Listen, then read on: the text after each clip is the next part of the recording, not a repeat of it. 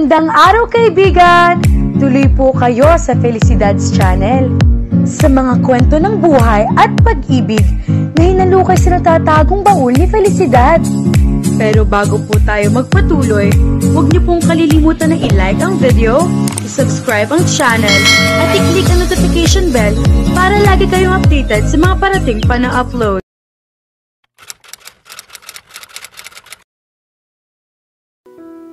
May kailangan ka, ma? Tanong ni Beauty sa ina.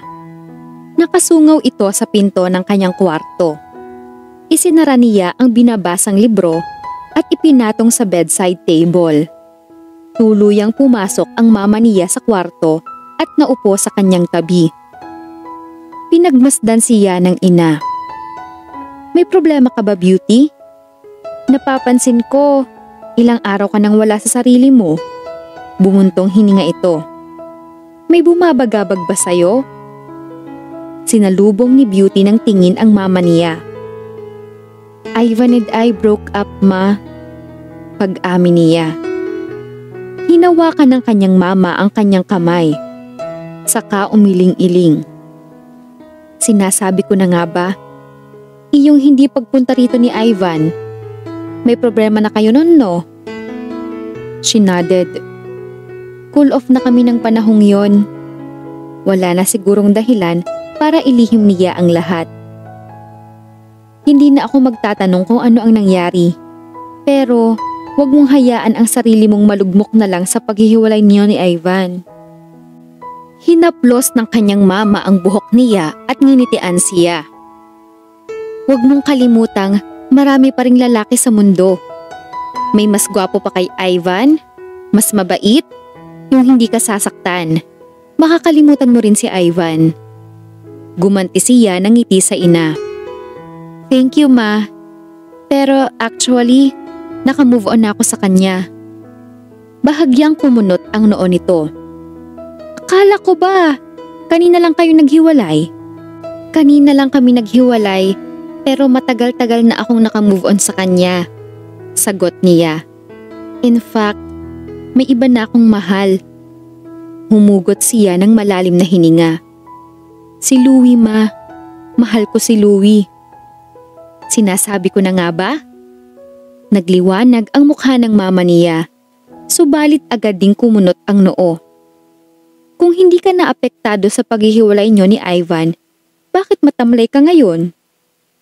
She sighed. Si Louie ang dahilan, ma. Binasted ka ba ni Louie, anak? Hindi, ma. Mabilis na sagot niya. Anong dahilan? Napasulyap si Beauty sa bintana ng kwarto. Ilang araw na kasi siyang hindi nagpapakita sa akin. Pakiramdam ko, iniiwasan niya ako pagkatapos ng nangyari. Anak, nanlalaki ang mga mata ng kanyang mama. Alam kong gwapo at hot si Louie. At mas gusto ko siya para sa'yo kaysa sa boyfriend. Ex-boyfriend mo na palang si Ivan. Pero Beauty, bakit ang bilis mo naman isuko ang bataan? Ma! Namilog ang mga mata ni Beauty nang ma-realize ang sinabi nito. Walang nangyari sa amin ni Louie. We just kissed. Napaka-fast forward talaga mag-isip ng mama niya. At pagkatapos ng halik na yon, hindi na siya nagpakita sa akin. Until now. Bumalik ang lungkot sa boses niya.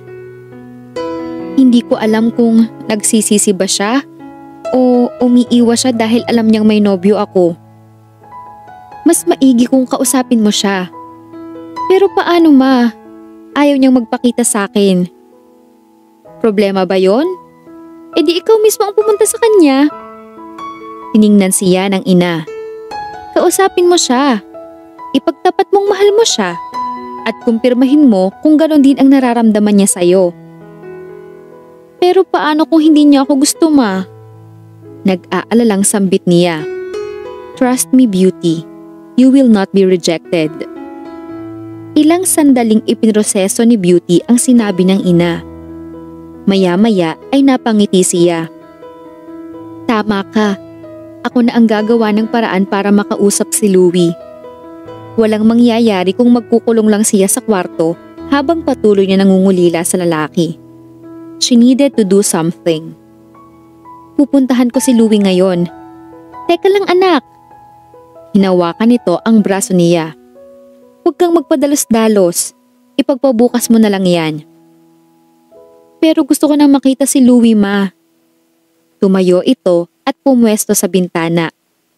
Gabi na rin at nagsisimula ng lumakas ang ulan. Bumaba ang tingin ng mama niya sa labas ng bintana. On the contrary, hindi mo na pala kailangang lumabas anak dahil nandito na ang hinahanap mo. Binuksan ng mama niya ang bintana. Sumalubong sa kanila ang malamig na hangin na may kasamang ambon. Hindi niya inalintana iyon. Bumaba ang tingin ni Beauty sa tapat ng gate nila. Sumikdo ang kanyang puso nang matanawan si Louie. Nakatayo ito sa tapat ng gate nila. Louie! Humahangos na lumabas si Beauty ng bahay. Binuksan niya ang gate at pinayungan ang nakatayong si Louie. Bakit nagpabasa ka sa ulan? Nag-aalalang tanong niya. Pinagmasdan niya ang mukha ni Louie. Basa na ang buhok nito, maging ang suot na polo. Bahagyang ngumiti si Louie. Wala akong payong eh. Dapat hindi ka muna bumaba sa kotse mo. Sumulyap siya sa nakaparadang kotse nito bago ibalik ang tingin sa mukha ng binata. She missed this handsome face. Super. Pumasok tayo sa loob. Bago pa niya mayakap ang lalaki ay hinila na ito. Subalit sa halip na magpahila ay niyakap siya ni Louie. Mahigpit. I miss you, Beauty. Tila huminto sa pagtibok ang puso ni Beauty nang marinig ang malambing na tinig nito. Lalo nang maramdaman niya ang mga bisig nitong nakapalibot sa kanya. I miss you too, Louie. Binitawan niya ang hawak na payong at ginantihan ng yakap si Louie. Hindi na baling mabasa sila ng ulan, at least nasa mainit na bisig naman siya ng binata. I'm sorry kung ilang araw akong hindi nagpakita sa'yo. Hinawakan ni Louie ang pisngi niya. I'm sorry dahil sa halip na aminin ko sa'yo ang nararamdaman ko, mas pinili kong lumayo. Mahal mo ba ako, Louie? Ilang araw siyang halos mabaliw sa pangungulila. Kaya ngayong kaharap na niya ito, hindi na siya magpapatumpik-tumpik pa. Oo, mahal kita, Beauty. Seryosong sagot ni Louie. Alam kong mali na mahalin ka dahil may boyfriend ka, pero hindi ko napigilan ang sarili ko. Oo, sa paglayo ko sa'yo, sinubukan kong pigilan. Pero hindi ako nagtagumpay. Kahit anong pilit ko, nagkukumawala pa rin ang damdamin ko sa'yo. Parang sasabog sa kasiyahan ang dibdib ni Beauty. Hindi niya inaasahan na ganito kasarap sa pakiramdam ang pag-amin ni Louie ng pag-ibig sa kanya. Masuyong pinunasan ni Louie ang mga patak ng ulang bumabagsak sa kanyang mukha. Mahal din kita, Louie. Walang pag-aalinlangang pag-amin niya. Hindi ko rin alam kung paano nangyari yon sa maikling panahon. Basta, natuklasan ko na lang na hindi na pala si Ivan ang mahal ko, kundi ikaw. Ikaw na pala ang nandito sa puso ko. Hinaplos niya ang pisngi nito. I love you, Louie. Lalo kong napatunayan sa sarili ko na ikaw nga ang mahal ko nang magkita at magkausap kami ni Ivan. By the way, wala na kaming dalawa. Muli siya nitong niyakap ng mahigpit.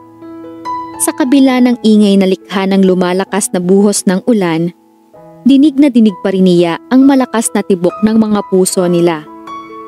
Mga anak, dito nyo na kaya ipagpatuloy sa loob yan.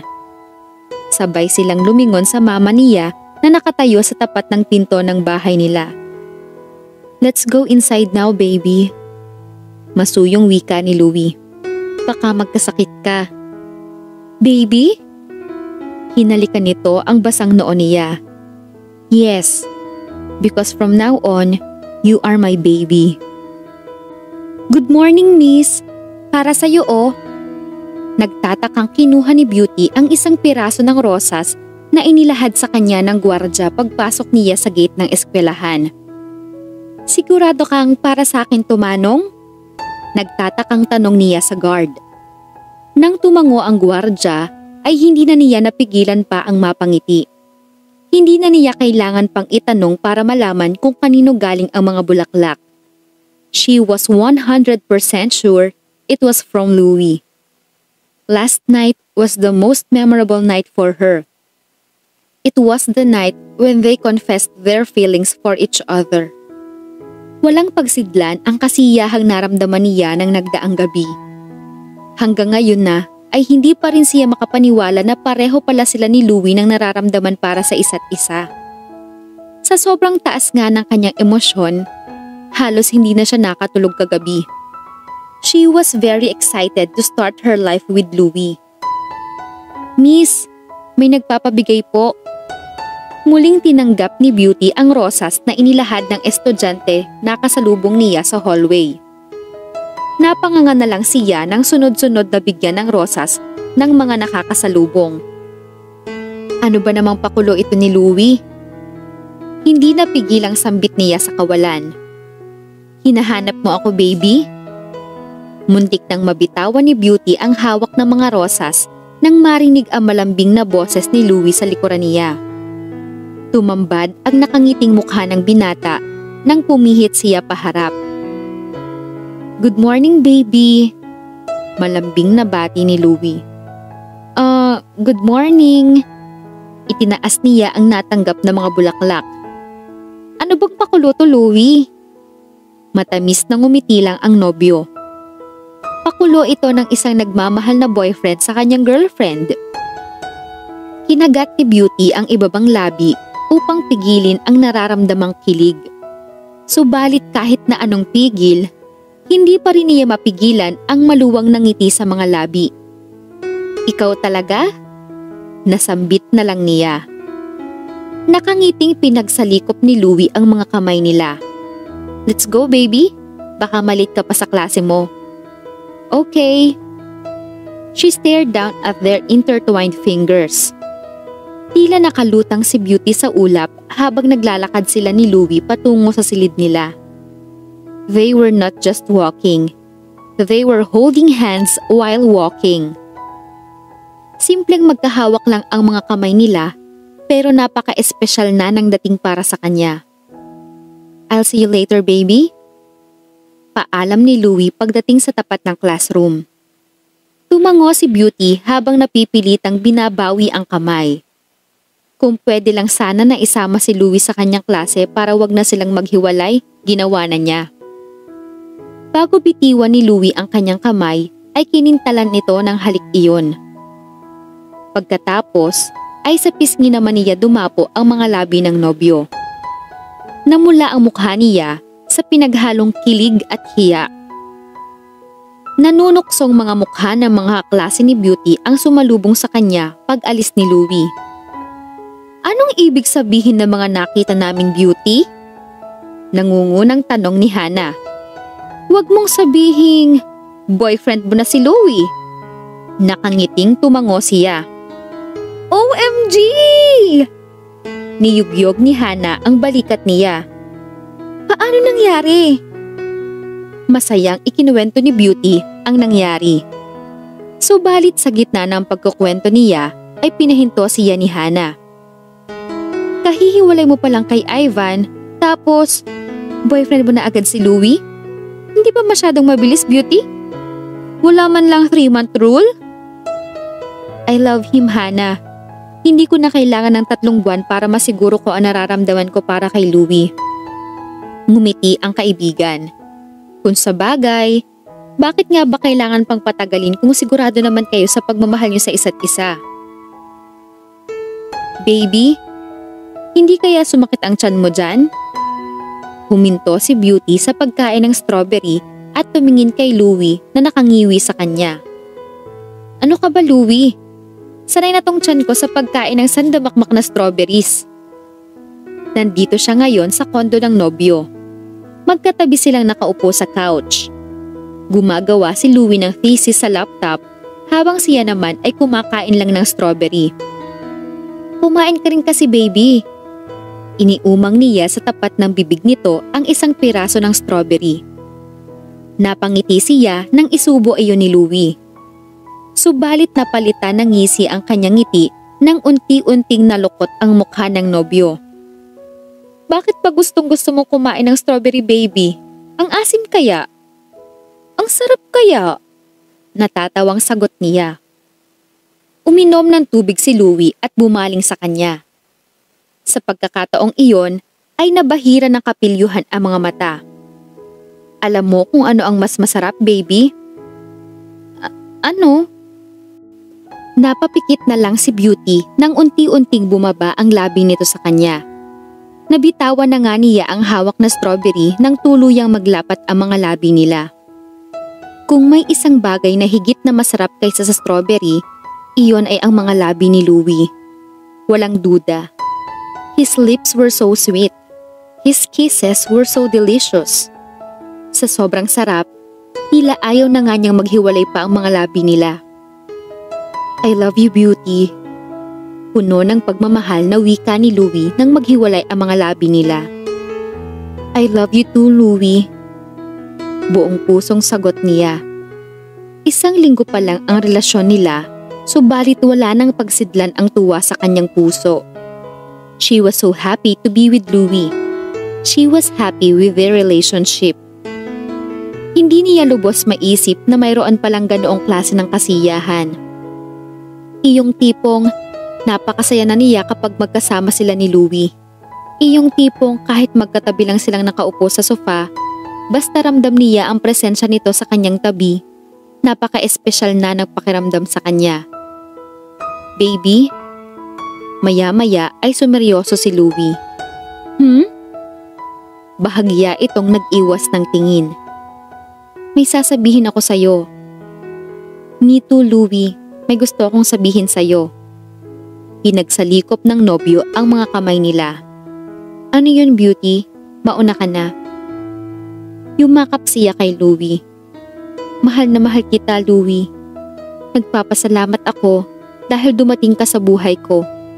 I'm so blessed and lucky for having you in my life, baby. Mahal na mahal din kita, Beauty. I love you so much. Tumingala si Beauty at malambing nanginitian ang nobyo. Ano na nga yung sasabihin mo sa akin? Ngumiti si Louie at bahagyang umiling. I just want to say that I love you. Kahit ano ang mangyari, mahal na mahal kita. Maluwang ang ngiting naglalakad si Beauty sa hallway patungo sa kwarto ni Louie. Hawak niya ang isang paper bag na may lamang chocolate cake na ginawa niya sa bahay. Pareho silang walang pasok ni Louie ng araw na iyon. Wala silang usapang dalawa dahil manonood siya ng sine kasama ang kanyang mama. Iyon nga lang, hindi sila natuloy lumabas ng ina.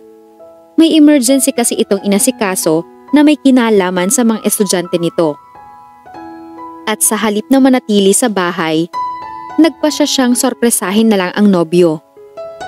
Bahagyang kumunot ang noo ni Beauty nang madatnang bahagyang nakabukas ang pinto ng kondo ni Louie. Gayunman ay pumasok na rin siya. Hindi niya nadatnan ang nobyo sa sala. Dumiretso siya ng lakad patungo sa kwarto. Subalit napahinto siya nang makarinig ng mga boses na nag-uusap mula sa kusina. What do you mean, Louie? Unti-unting nagsalubong ang mga kilay ni Beauty. Napakapamilyar sa kanya ng boses na narinig. It was Ivan's voice. Subalit, paano nangyaring nandito si Ivan? Hindi pa niya alam. It was Louie's voice she heard this time. Bakit hanggang ngayon hindi mo pa rin sinasabi kay Beauty na magpinsan tayo? Nanigas si Beauty sa kinatatayuan. Magpinsan si Ivan at si Louie? Paano? Sa hindi maipaliwanag na nararamdaman, ay nabitawan niya ang hawak na paper bag na lumikha ng ingay at ikinalingon ng dalawa. Beauty! Nanlalaki ang mga mata ni Louie nang makita siya.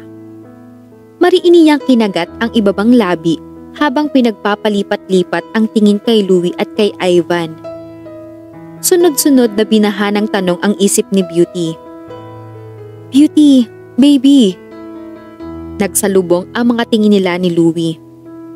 Umahon ang matinding galit sa kanyang dibdib. "Let me explain to you. Magpinsan kaming dalawa ni Ivan. Mother side." Nagpupuyos ang kaloobang tiningnan ni Beauty si Louie. Magkatabi silang nakaupo sa isang bench sa park na malapit sa condominium building. Mariing kinagat niya ang ibabang labi habang kuyom ang kamay. Wala siyang ibang gustong gawin kundi sumbatan si Louie. Galit siya rito. Galit na galit siya sa natuklasan. Subalit alam ni Beauty na bago pa iralin ang galit, kailangan muna niyang pakinggan si Louie. Hindi man siya sigurado na mabubura ng mga sasabihin ng lalaki ang galit at hinanakit na nararamdaman, at least pinakinggan niya ang paliwanag nito. Sa naging relasyon nila ni Ivan, nagkamali siya noon nang hindi niya hinayaang magbigay ng paliwanag ang lalaki. She did not want to make the same mistake again. Noong araw na nilapitan mo ako sa cafeteria, alam mo na girlfriend ako ni Ivan? Tumango si Louie. Bago pa man ang araw na yon, naikwento ka na sa akin ni Ivan. Nailahad na niya ang problema sa relasyon ninyong dalawa. Iyong pakikipagkilala ko, pakikipagkaibigan ko sa'yo, sinadya ko ang lahat ng yon. Pinakiusapan kasi ako ni Ivan na hanggang cool off pa kayo, bantayan muna kita. Nag-aalala kasi siya na baka may mangyaring masama sa'yo. Napapikit siya.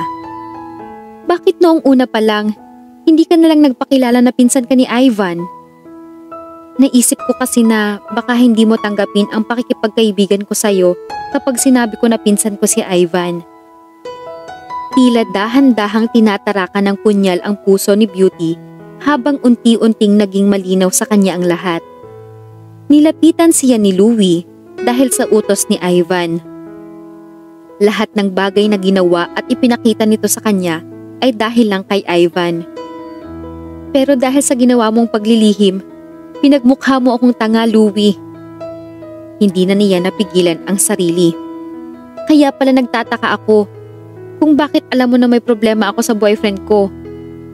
Kung bakit isang beses tinanong mo ako kung ano ang gagawin ko kapag nalaman kong niloloko ako ni Ivan. Kasi una pa lang alam mo na may iba ng babae si Ivan. At hindi mo man lang sinabi sa akin. Pinagmukha mo lang akong tanga. I'm sorry, Beauty. Kahit alam ko na ang tungkol sa bagay na yon, wala ako sa posisyon na sabihin sa'yo yon. I'm sorry, baby. Bumaling siya kay Louie. Sinalubong niya ng nanunumbat na tingin ang nagsusumamong mga mata ng nobyo. Alam mo kung ano ang pinakamasakit? Iyong nahulog ang loob ko sa taong sa simula pa lang, pulos pagpapanggap na palang ipinakita sa akin. Iyong natuklasan kong nagmahal pala ako ng taong sa simula pa lang, niloloko na pala ako. Sumbat ni Beauty. Oo, hindi ko itatanggi na nung una. Napilitan lang ako na sundin si Ivan. Pag-amin ni Louie. Ang nasa isip ko pa, sino ba itong Beauty na to at kailangan ko pa siyang bantayan? Pero noong makilala kita, hindi ko alam kung ano ang nangyari sa akin.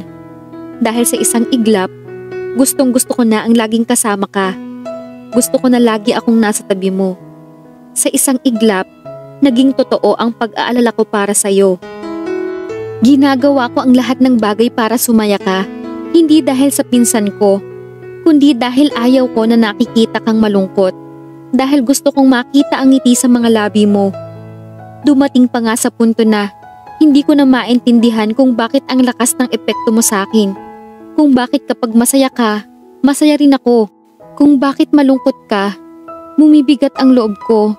Kung bakit nakikita kitang nasasaktan, gusto kong magalit kay Ivan. Hindi ko maintindihan ang nararamdaman ko. Napakaraming tanong sa utak ko. Hanggang sa isang araw, kusang dumating sa akin ang sagot. Mahal na pala kita. Kung mahal mo ako, Bakit hindi mo agad sinabi sa akin ang lahat? Bakit hinayaan mo pang umabot sa ganito katagal? I'm sorry, baby. Natakot kasi ako na baka masaktan kita. Masasaktan talaga ako, Louie. At lalong masakit dahil ang tagal mong inilihim sa akin. Marahas na pinalis ni Beauty ang luhang tumulo sa mga mata. Ang daming pagkakataon, Louie. Ang daming pagkakataon pero hindi mo sinabi. Mariing kinagat niya ang ibabang labi. Mahal mo ba talaga ako, Louie? O baka naman, inutos lang din ni Ivan sa'yo na paibigin ako? Baka naman… Nag-iwas siya ng tingin at napahikbi. Napakaraming hindi magandang ideya ang naglalaro sa kanyang isip. Lahat ng iyon ay gumagawa ng sugat sa puso niya. Hinawakan ni Louie ang kamay niya. I love you, Beauty. Alam ko na galit ka sa akin. Kaya kong tanggapin ang galit mo. Pero please, huwag mo namang pagdudahan ang pagmamahal ko sa'yo. Hindi siya nakahuma nang hapitin at ikulong nito sa mga bisig. Mahal na mahal kita, Beauty. Please, baby, pakinggan mo ang tibok ng puso ko. Damhin mo kung paano tumitibok ang puso ko sa'yo. Napapikit si Beauty habang nakasubsob sa dibdib ni Louie. Ramdam na ramdam niya ang malakas na pagtibok ng puso nito. Gusto niyang gantihan ng yakap ang lalaki. Gusto niyang maniwala na totoo ang pagmamahal ni Louie sa kanya. Subalit mas nangingibabaw ang galit sa kanyang dibdib. Pilit niyang humiwalay sa lalaki. I'm sorry, Louie. Pagkatapos ng lahat, hindi ko alam kung magagawa ko pang maniwala sa'yo. Hindi ko alam kung paniniwalaan ko pa ang pagmamahal mo. Baby, please. You said you'd listen. Sinabi kong makikinig ako pero hindi ko sinabing maniniwala ako sa lahat ng sasabihin mo. Sandali siyang pumikit para pigilan ang mga luhang nagbabadyang tumulo sa mga mata. Pagdilat ay sinalubong niya ng tingin ang nagmamakaawang mga mata ni Louie. Ang mabuti pa, maghiwalay na tayo. Nangislap ang mga mata ni Louie sa luha. No, Beauty. Sinasabi mo lang dahil galit ka. You're just… Pumikit si Beauty ng mariin at pilit pinatatag ang boses. Tila gusto na niyang mag-breakdown sa matinding sakit na unti-unting pumipiga sa kanyang puso. No, Louie. Sinasabi ko ito hindi lang dahil galit ako. Sinasabi ko ito dahil wala nang patutunguhan ang relasyon natin. Hindi ko na kayang magpatuloy sa isang relasyon na may bahid na ng pagdududa. I'm sorry, Louie, pero hindi ko na kaya. Bago pa man makapagsalita si Louie, ay mabilis na tumakbo na siya palayo. Beauty, are you sure you want to attend the ball? Nag-aalalang tanong kay Beauty ni Hannah. Mula sa salamin ng kanyang dresser, ay bumaling siya sa kaibigan. Nakaupo si Hannah sa isang bahagi ng kama habang inaayos ang makeup sa mukha. Kaninang umaga naganap ang graduation nila. Ngayong gabi ay magaganap naman ang graduation ball ng mga nagsipagtapos na mga estudyante. Dapat ay masaya si Beauty sa natatanging araw na iyon. Subalit hindi niya mapilit ang sarili na maging lubos na masaya. Malungkot nang ngumiti siya. Lalo siguro akong hindi magiging okay kung dito lang ako sa bahay. Halos 2 linggo na ang nakalipas mula nang maghiwalay sila ni Louie. The past weeks without him were pure hell for her. Hindi na niya alam kung gaano karami ang luhang nawala sa kanya sa bawat gabing nangungulila sa binata. Napakasakit para sa kanya ng lahat. Ang akala ni Beauty noon, wala nang mas hihigit pa sa sakit na naranasan sa pagkabigo sa relasyon nila ni Ivan. Subalit nagkamali siya. Kung tutuusin, ay higit na mahaba ang pinagsamahan nila ni Ivan kumpara kay Louie. Subalit higit pa sa tripleng sakit ang kanyang nararamdaman ngayon. Sa sobrang sakit, pakiramdam niya ay unti-unting pinapatay ang kanyang puso. Bumuntong hininga si Hannah. Mahal mo pa rin si Louie, hindi ba? Mariing kinagat ni Beauty ang ibabang labi at tumango. Hindi niya kayang magsinungaling sa sarili. mahal pa rin niya si Louie. Mahal na mahal. Sinubukan niyang kalimutan ang lalaki, subalit hindi niya magawa. Sa kabila ng panlolokong ginawa nito, sa kabila ng galit na nararamdaman, hindi pa rin mawawala ang kanyang pagmamahal. Ni hindi man lamang nga nabawasan. Nilapitan siya ni Hana. Nagsisisi ka ba na hiniwalayan mo siya? Pumikit si Beauty nang maramdaman ang panunubig ng mga mata. Tama lang ang ginawa ko, Hana. Niloko niya ako. Nagsinungaling siya sa akin. Hindi siya nagsinungaling sa iyo, Beauty. Naglihim lang siya. Pagtatama ni Hana. At hindi mo ba naisip na kaya lang niya nagawang maglihim sa iyo ay dahil nag-aalala siya? Dahil ayaw kanyang masaktan? Ganun pa rin yun, Hana. Lalo lang ako nasaktan sa ginawa niya. Humugot siya ng hininga. Sinaktan niya ako. Akala ko, iba siya kay Ivan. Pero hindi. Pareho lang sila. Mas masakit pa nga ang ginawa niya sa akin. Pareho lang naman kayo nagkasakitan, Beauty. Ani Hana. Mahal ka ni Louie. Nasaktan din siya sa pakikipaghiwalay mo sa kanya. Nasaktan? Hindi ko alam kung nasaktan siya, Hana. Ni hindi ko nga alam kung mahal niya ako. Pagkatapos na makipaghiwalay sa binata, kahit paano ay umaasa si Beauty na hahabulin siya ni Louie na patuloy siyang susuyuin. Subalit ni hindi man lang siya nilapitan ni Louie sa iilang beses na nagkita sila sa campus. Bago pa man sila magkasalubong ay ito na ang kusang umiiwas. Doon niya napatunayan na hindi nga ganoon kalalim ang pagmamahal sa kanya ni Louie. Iyon ang lalong nakapagdulot ng sakit sa kanyang puso. Marahas niyang pinalis ang luhang na malisbis sa pisngi. Please, Hana, huwag na natin pang pag-usapan ang bagay na yan. Nakikiusap na wika niya. Nakakaunawang tumangon naman ang kaibigan. Basta, nandito lang ako para sa'yo, Beauty. Always. Maya-maya ay sumulyap si Hana sa suot na relo. Malamang paparating na si Nathan yan. Ang nobyo nito ang susundo sa kanila ngayon. Pareha silang bumaling ni Hana nang bumukas ang pinto ng kwarto. Anak. Dumungaw ang mama niya. Nasa ibaba si Ivan. I'm sorry, Beauty. Stop it, Ivan. Malamig na wika niya. Masyadong huli na para sa sorry mo. Ngayong nakaharap niya si Ivan, gusto niya itong sisihin sa sakit na nararamdaman ngayon. Kung tutuusin kasi, ay ang dating nobyo ang nagsimula ng lahat. Kung hindi lang sana nito inutusan si Louie. Subalit sa huli ay napagtanto ni Beauty na siya mismo ang dapat talagang sisihin.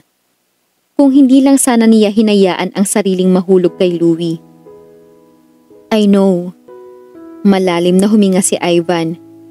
Sa totoo lang, unang araw pa lang na malaman kong hiniwalayan mo si Louie, gusto na kitang kausapin. Gusto ko nang ipaliwanag sa'yo ang lahat. Pero pinigilan ako ni Louie. Sinabihan niya ako na wag na akong makialam. Sinunod ko ang desisyon niya. Kaya kahit nakikita ko kung gaano kawasak si Louie sa paghihiwalay ninyo, hindi ako nakialam. Kahit nakikita ko kung gaano siya nasasaktan at nahihirapan, hindi ako kumilos kasi iyon ang gusto niya. Diretso siyang tiningnan ni Ivan sa mga mata.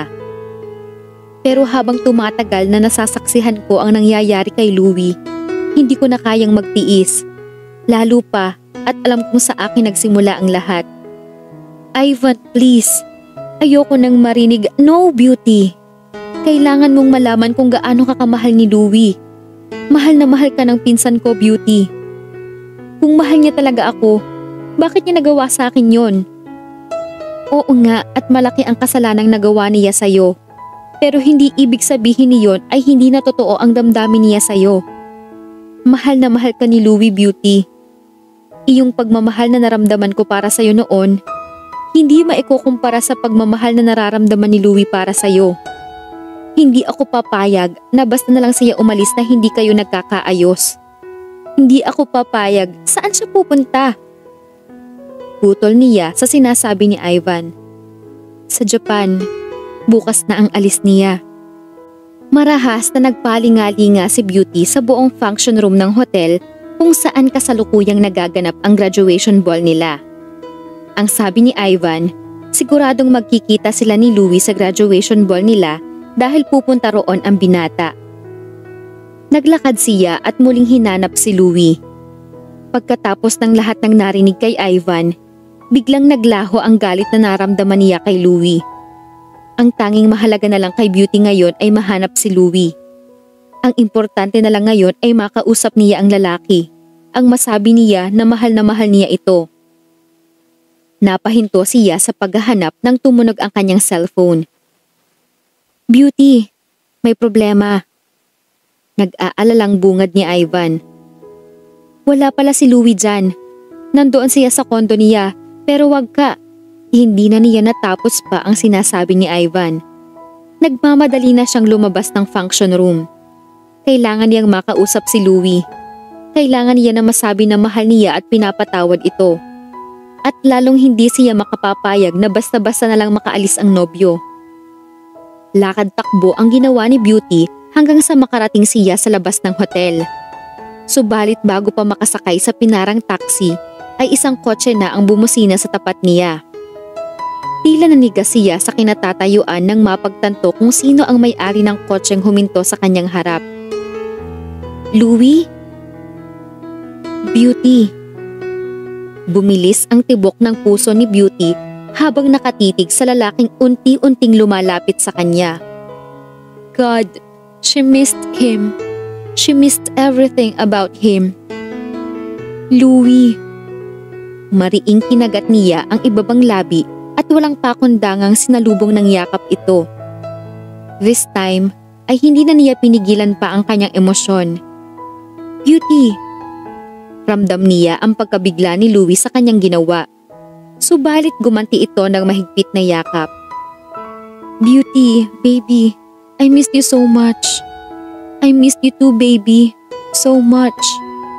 Hindi na napigilan ni Beauty ang sunod-sunod na pag-alpas ng mga luha nang mag-angat siya ng tingin at salubungin ang mga mata ng lalaking pinakamamahal. I'm sorry, Louie. Patawarin mo ako kung labis akong nagalit sa'yo. Patawarin mo ako kung pinagdudahan ko ang pagmamahal ko. I'm sorry, baby. Masuyong pinahid ni Louie ang luha sa kanyang pisngi. Wala kang dapat ihingi ng tawad, Beauty. Ako ang nagkamali sa ating dalawa. Ako ang nakasakit sa'yo. Nagkamali rin ako, Louie. Nagkamali ako ng desisyon na makipaghiwalay sa'yo. Sa ginawa kong yon, lalo lang akong nasaktan. Lalo lang akong nahirapan. Itinaas niya ang palad at hinaplos ang mukha nito. I love you, Louie. Sa kabila ng lahat, mahal na mahal pa rin kita. Mahal na mahal din kita, Beauty. Patawarin mo ako kung nasaktan kita. Patawarin mo ako kung pagkatapos mo akong hiwalayan, hindi na ako lumapit sa'yo. Inisip ko kasi na baka lalo lang kitang masaktan. Sorry, baby. Sorry sa mga maling desisyon ko.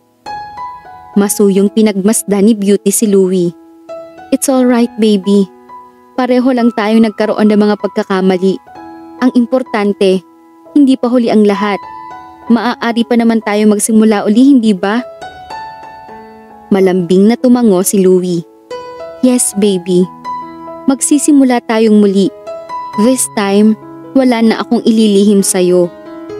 Masuyo nitong pinaglandas ang kamay sa kanyang mukha. Pagkatapos ay unti-unting bumaba ang mukha sa kanya. Pinagsaluhan nila ang isang napakatamis na halik. Ibinuhos ni Beauty sa halik na iyon ang lahat ng kanyang pangungulila at pagmamahal kay Louie. Baby, pwede bang wag ka nang umalis? Masuyong pakiusap niya na maghiwalay ang mga labi nila. Paano mo nalaman na sinabi sa akin ni Ivan? Nag-usap kayo ni Ivan? Tumango si Beauty. Huwag kang magalit sa kanya, baby. Sa totoo lang, siya talaga ang matchmaker natin. Kung hindi rin naman dahil kay Ivan, hindi sila magkakakilala ni Louie. Hinabig siya ni Louie at masuyong hinalikan ang kanyang buhok. Tama ka, Beauty. Kung hindi rin dahil kay Ivan, wala tayong dalawa ngayon. Muli siyang nag-angat ng tingin. Aalis ka pa ba? Gumuhit ang ngiti sa mga labi nito. Sa tingin mo, bakit ba ako nagpunta rito? Saka sa lagay nating ito, aalis pa ba ako? No way! Nakumpleto na ang kaligayahan sa kanyang puso. I love you, Louie. I love you, Beauty. They were about to kiss each other again when he stopped. What's wrong? Nag-aalalang tanong ni Beauty. This ring. Is this yours, baby? Hinawakan ni Louie ang nakitang singsing na nakakabit sa kwintas na lagi niyang suot. Noon lang iyon napansin ng binata. No. Actually, napulot ko lang yan sa mall. Hindi ko na naisauli kasi hindi ko naman namukhaan yung lalaking nakabunggo ko dati. Baby, do you know that I am the owner of this ring? It was given to me by my mom. Nawala lang ito sa akin nung nagpunta ako sa mall. Sa pagmamadali ko, hindi ko na malaya na nalaglag na ito sa bulsa ko. Napaawang ang mga labi ni Beauty. Ikaw ang lalaking yon? Masayang niyakap niya si Louie nang mapagtanto ang lahat. Totoo ang sinabi ng manghuhula. Manghuhula? Tumango siya at ikinuwento ang pagpapahula niya kay Madam Auring. Noong una, naniwala ako na si Ivan ang tinutukoy niya. Pero nang dumating ka at nang mahalin kita higit pa sa pagmamahal ko kay Ivan, napatunayan ko na hindi talaga totoo ang mga hula na yon. Buong pusong pinagmasdan niya ang mukha ni Louie. Pero ngayon, totoo pala talaga ang hula sa akin ng matanda. Pinagdikit ni Louie ang mga noo nila. Sadya man o coincidence lang, baby, ang importante, magkasama tayong dalawa ngayon. Ang importante ay nasa piling tayo ng isa't isa. Ngumiti si Beauty at sumang-ayon kay Louie. Dahil ngayon, hindi na niya kailangan pa ng manghuhula. Sigurado na siya. Si Louie na talaga ang tamang lalaki para sa kanya.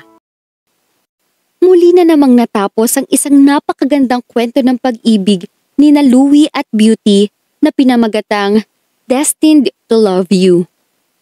Maraming salamat sa lahat ng mga sumusubaybay. Patuloy tayong magsama-sama sa mga susunod pang mga kwento.